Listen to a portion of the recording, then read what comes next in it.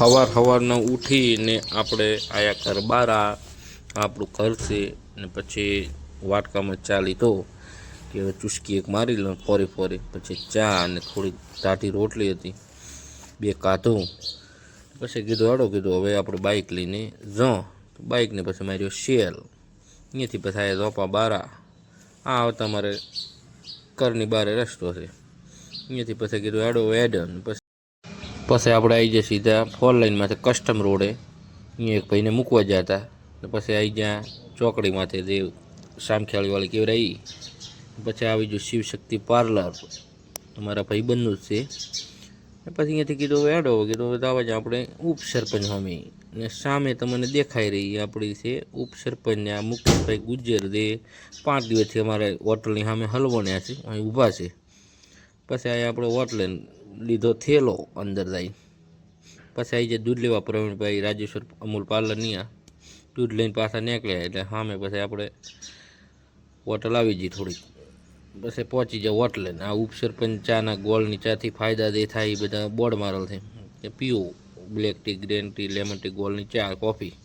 હા એ જ્યાં આપણે ઉપસરપંચમાં તે ગુજ્જુ લવગુરુનો ફોટો લગાવેલો છે. પછી આપણે કીધું ઉપસરપંચમાં એક વિડીયો ફેરવી નાખો. પછી આપણે બનાવવાનું કર્યું ચા ચાલુ, એ આપણો ધંધો જ છે રોજનો ચા બનાવી. ચા બનાવતો કીધું ગુજ્જુભાઈને દેખાડી જાય કે ચેમ બને છે એમ એકવાર. પછી ચા બનતી હતી ને પછી એમ કરતાં ઉળે ઉફણી. પછી આવી ગયું ઉફણ, એમ કલર બદલી ગયો, રાતે થઈ ગયો. પછી ચા હલાવતા રહ્યા આપણે, શું કે હલાવી આપણે ચાનો ધંધો છે.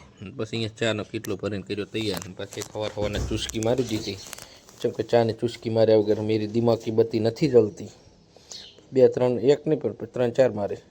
પછી એમ કરતાં અમારે મુકેશભાઈ ગુજ્જર જે ગાડી લઈને હલવાઈ જાય આવ્યા કે મને લાવો પાવો ઉપસરપંચ ચા.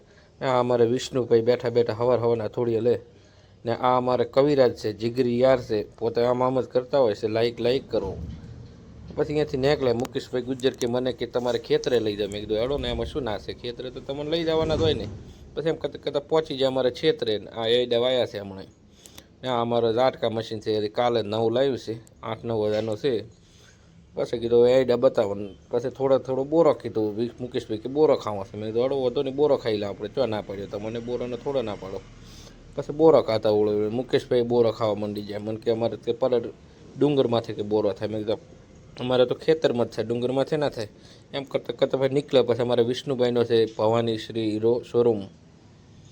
ને પછી પહોંચી જાય ઘરે. ને પછી કીધું હાડો તાર કીધું હવે ચૂરીને ખાઈ લઈએ થોડુંક. પછી દહીં વઘારને મેં મરચાં ડુંગળી કાઢું ચૂરીને. પછી અમે આવ્યા એટલે કે કવિરાજ કે હાડો આપણે સ્વર્ગમાં ફરવા જવું છે.